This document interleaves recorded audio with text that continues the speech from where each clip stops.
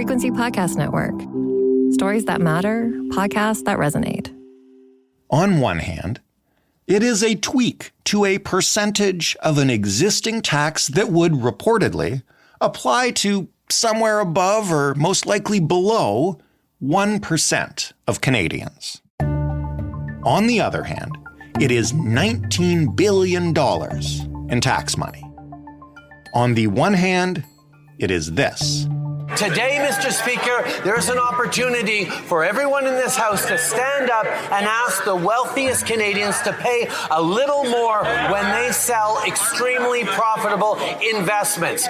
On the other hand, it's that. And it's incredible that during a housing shortage, he wants to tax home builders. During a healthcare shortage, he wants to tax away our doctors. During a food price crisis, he wants to tax our farmers. And while our economy is shrinking more than any other economy in the G7, he wants to tax our small business job creators. When the Liberal government announced changes to the capital gains tax in their spring budget, it was guaranteed to become a political football. It's perfect. It is a complicated policy adjustment that can be easily spun on both sides of the aisle. So what can we say with certainty about the debate over this tax? Who will it impact? Who has exemptions and who needs them? Is this a tax on Canada's ultra rich who can easily afford it and probably won't even notice? Or will it impact some Canadians who are struggling to run their businesses and cope with rising costs across the board? Or both? I'm Jordan Heath-Rawlings. This is The Big Story. Laura Dhillon Kane is the Ottawa bureau chief for Bloomberg News, where she is just wrapping up, I guess, the spring-summer session of Parliament, Laura? That's right. It's just finally coming to an end. So parliamentarians are having their final few brawls before they wrap up for the summer and go home to see their families and attend barbecues in the Calgary Stampede and all the rest. The Calgary Stampede where they can't drink water. Right. Oh, dear. Well, they'll have to stick with beer. Exactly. Listen, we will get into the details of this, but speaking of brawls, this has been a big one over the past couple of weeks. What exactly are the top-level changes that have just been made to Canada's capital gains tax? Well, the Liberal government announced in its budget in April that it would raise the capital gains tax inclusion rate.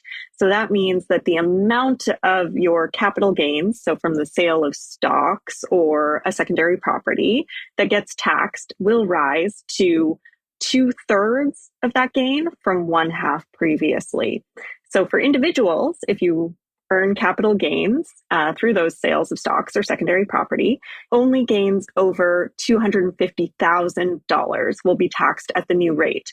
But for companies, for corporations, all capital gains will be taxed at 2/3 moving forward. Now, this isn't the first time in history that Canada has had an inclusion rate this high. In the late 80s and early 90s, it was 2/3 and then as high as 3/4. It went back down to half in 2000 when the economy was in a pretty good spot. And the Liberals have argued this is really about tax fairness. Mm-hmm. We can get into some of the other motivations that may be spurring them to make this change, including keeping the deficit at $40 billion, as they promised to do.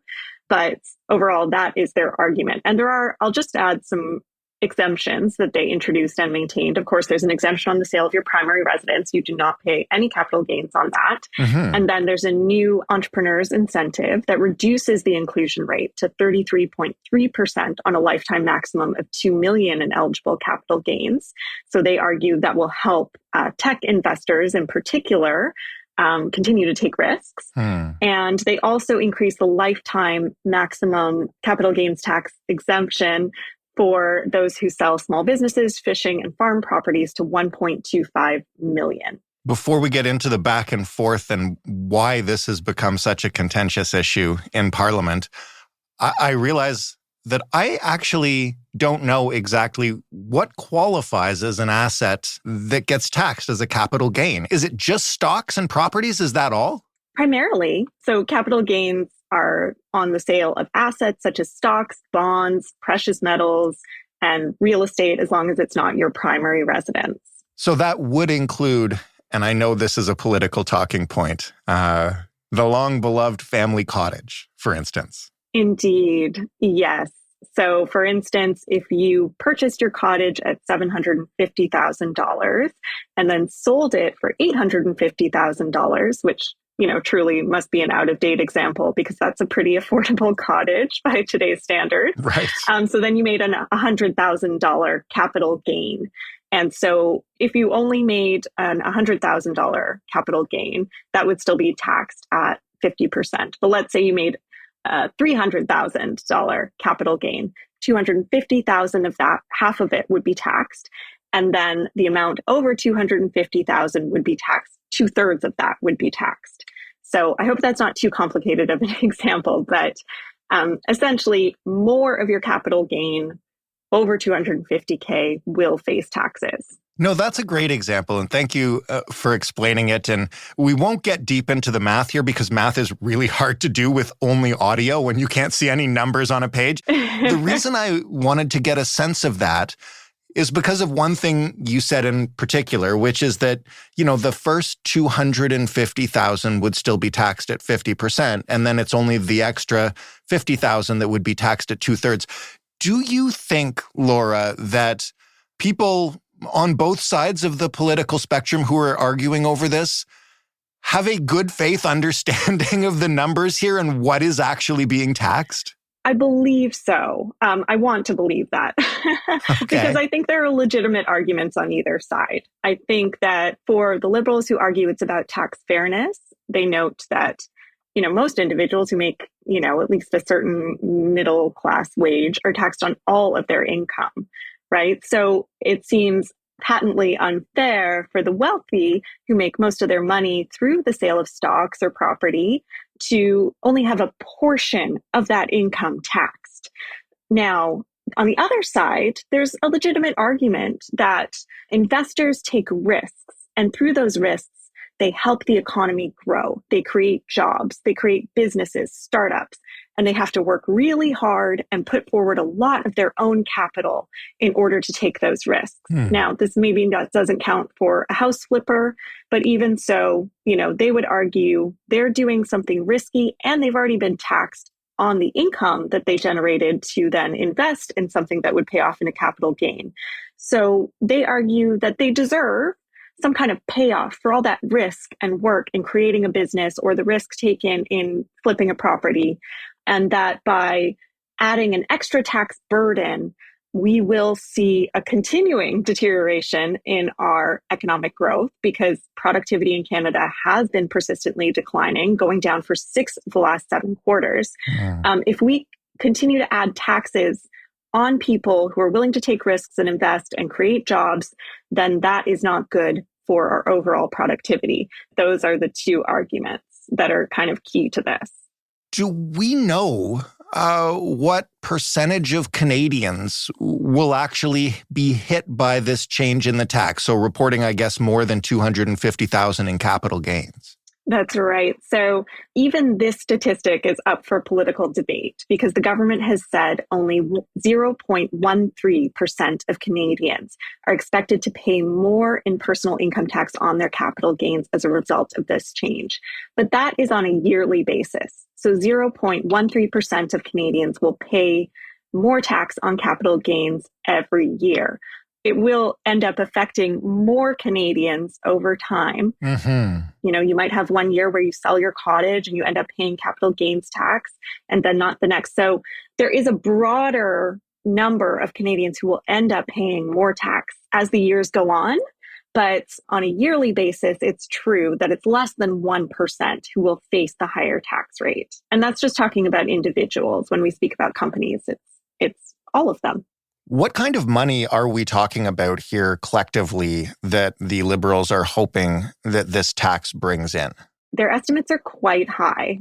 So they expect over a 5-year period, the change to generate about $19.4 billion in revenues, with more than half of that coming from corporations. They also expected a pretty significant jump in their revenues this year alone, because the tax change comes into effect on June 25th, not far away.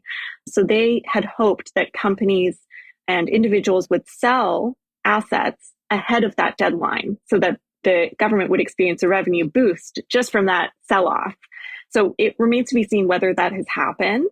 There has been certainly some skepticism among economists as to whether the government will be able to meet their revenue targets by the end of this year through this change. They consider it to be something that is going to generate a significant amount of revenue for them.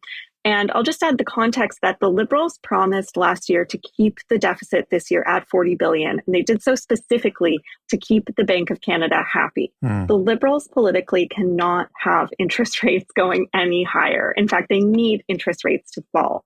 They're obviously doing really poorly in the polls, and they're doing particularly poorly among sort of young families in the GTA, people who got mortgages within the last few years and have experienced a rapid increase in those payments. Right. And in order to get some political relief and, in general, just also to get some relief to their own debt charges, the Liberals need interest rates to go down. So promising to maintain that deficit was really important.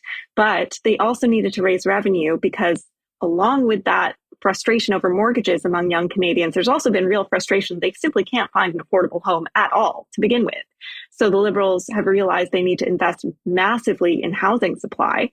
And so they did so in this budget, and they needed to offset that with a new revenue measure. So that's what this is really about. So they say it's about tax fairness. That might be true from their ideological perspective, but it's also definitely about meeting a short-term revenue goal to keep the deficit at $40 billion. So it's really going to depend on how much they can drum up here from this change, and if they can meet their target of $20 billion in revenues, or nearly $20 billion in revenues over a 5-year period.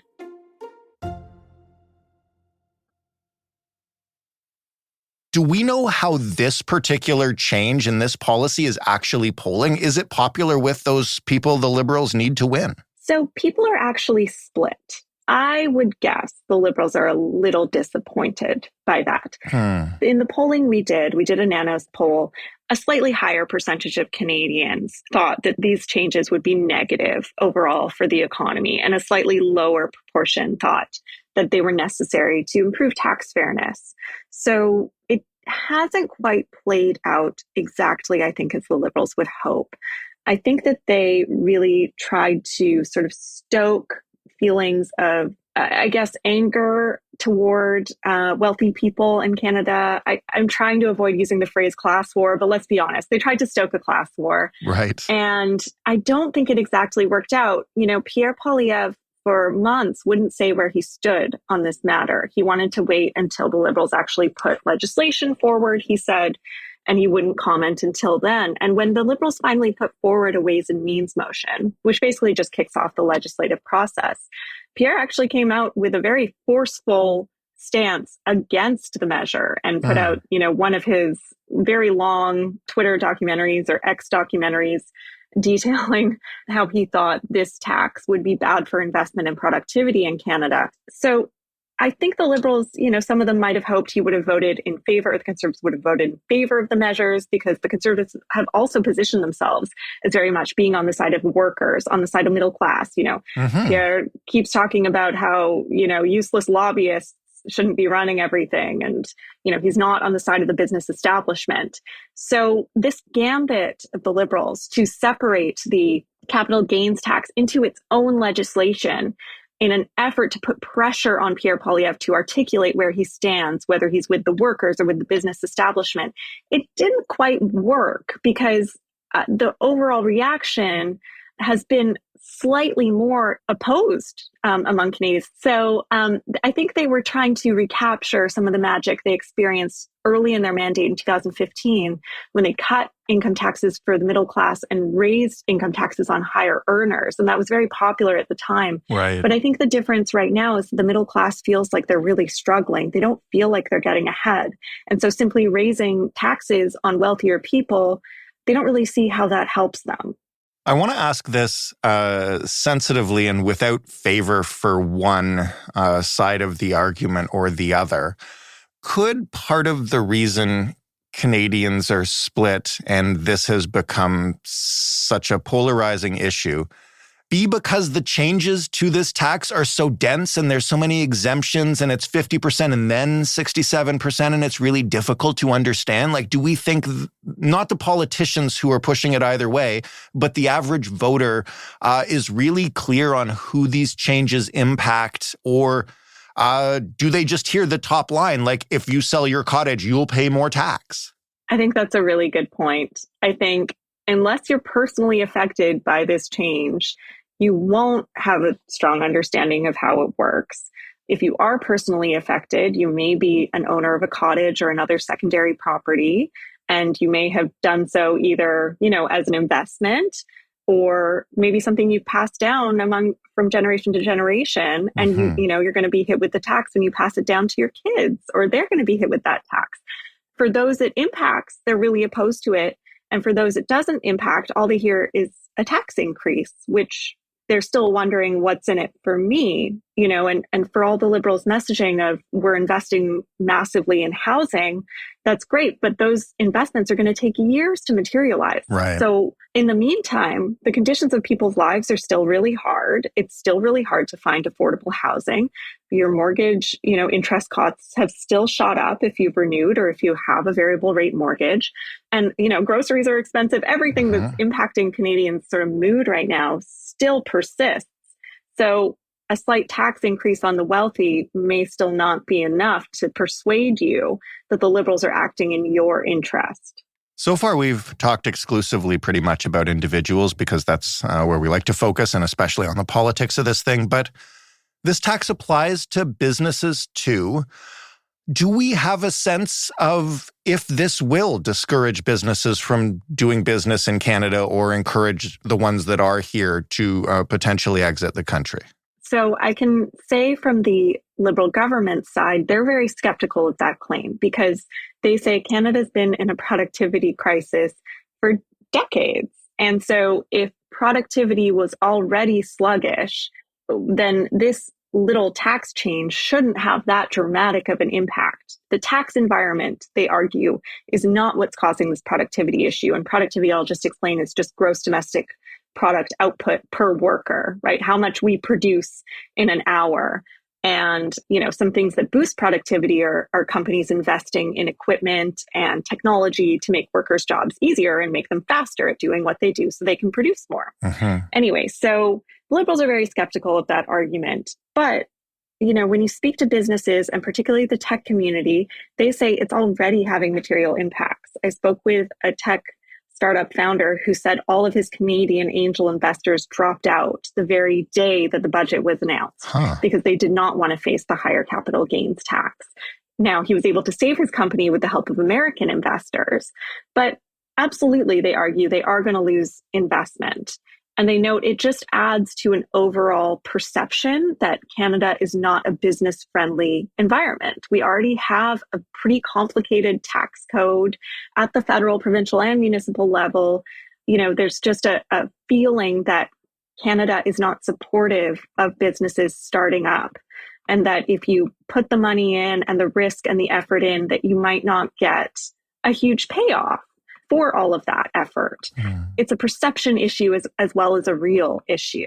And all the business organizations, Chamber of Commerce, Canadian Federation of Independent Business, Canadian Council of Innovators, which represents the tech community, have all advocated very strongly against this. And I'll just add, even though a Ways and Means motion has been introduced that kicks off the legislative process, the finance minister still has until the summer to release draft legislation.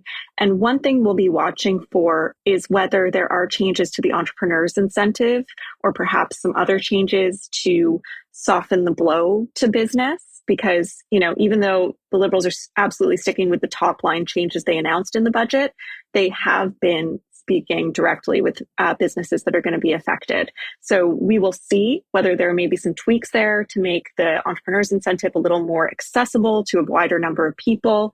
Because, the Liberals are aware that we're in a productivity crisis. And as I mentioned, they want to be seen as helping in the Bank of Canada's fight against inflation. Improving productivity is an important aspect of reducing the risk of inflation. So, they do need to be, improving conditions for business. So we will be watching very closely to see what that draft legislation looks like. The Canadian Medical Association is really mad about this change. I've been getting multiple press releases from them over the past bunch of days. Can you explain why their opposition is so fierce? Yes, I don't know if this was opposition the Liberals anticipated. I don't think that the message that, doctors are opposed to this is a good one for them. No. The reason is that since doctors typically incorporate their medical practices and then invest for retirement inside those corporations, those doctors will now face a higher inclusion rate on all capital gains. So even though the capital gains that you earn from your, in the Canadian pension plan or in your registered retirement savings plan, those are protected. These investments that doctors are making in their corporations are not. So they're very, very concerned that this will hit doctors hard and, that we might lose even more doctors to the US or to other countries. So they say that basically this change will jeopardize their retirement. There are some things they can do. They could sell off their investments that they've made within their corporations and open a registered pension plan instead. Those contributions would be tax deductible, so they won't pay any tax on the capital gains they earn. But it would mean they'd have to shift around the way that they've invested for years. So yes, doctors are opposed. I'm not sure at this point whether the Liberals will make any changes in the draft legislation that could help them. I don't think so. But that might be something they're looking at. The Liberals certainly have been consulting with doctors as well as they sketched out the Ways and Means motion and as they bring in this draft legislation. Lastly, I just want to ask about what comes next. The draft legislation is coming. When do the current changes kick in? What's the timeline here? Right. So the current changes kick in June 25th. So any capital gains realized on or after that date will be charged at the higher rate. The draft legislation will come later this summer. And as mentioned, it may include some tweaks to the entrepreneur's incentive or perhaps something to help junior miners who are trying to raise money to explore for critical minerals projects. That could be another tweak. And then in the fall, likely the formal legislation will be introduced. But because the Ways and Means motion already passed, it can come into effect on June 25th. And I'll also add, as we all await an election at some point this year, and as the polls favor Conservative leader Pierre Poilievre, we have been asking him repeatedly whether he would repeal this change if he came to power, and he will not say. He said that he will do a tax review within 60 days of entering office that would involve what he calls a tax reform task force that will look at ways to lower income taxes for middle class and working Canadians, look at ways to keep wealthy Canadians from hiding their money in offshore accounts. And it will also consider the capital gains tax inclusion rate increase, but he won't say whether he will repeal it. So this may be something that becomes permanent in Canadian society. We will have to wait and see, whether he's elected. There's a lot of ifs and, the results of that task force if he's elected. But essentially, the horizon at the moment is that certainly these changes will come into effect, and we will be watching very closely how they actually end up impacting business, productivity, and government funding. And in the meantime, I guess if you're the kind of person that really needs to sell your cottage to avoid this tax, you better get moving. That's right. Laura, thank you so much for this. Thank you so much. I appreciate it. Laura Dhillon Kane, Ottawa Bureau Chief for Bloomberg News. That was The Big Story. For more, you can head to thebigstorypodcast.ca, or you can just keep scrolling in whatever podcast player you happen to be using. You can send us feedback. Naturally, this is a topic that probably won't get anyone riled up, so I don't expect to hear anything from you folks. But if you want to, the email address is hello@thebigstorypodcast.ca. And the phone number for leaving a voicemail is 416-935-5935. By the way, on that feedback, we're coming up on another long weekend, and that's when we like to do our feedback episodes, so get it in now if you want to be included. The Big Story is available in every single podcast player. And of course, it's on your smart speaker. Just ask it to play the Big Story podcast. Thanks for listening. I'm Jordan Heath Rawlings. We'll talk tomorrow.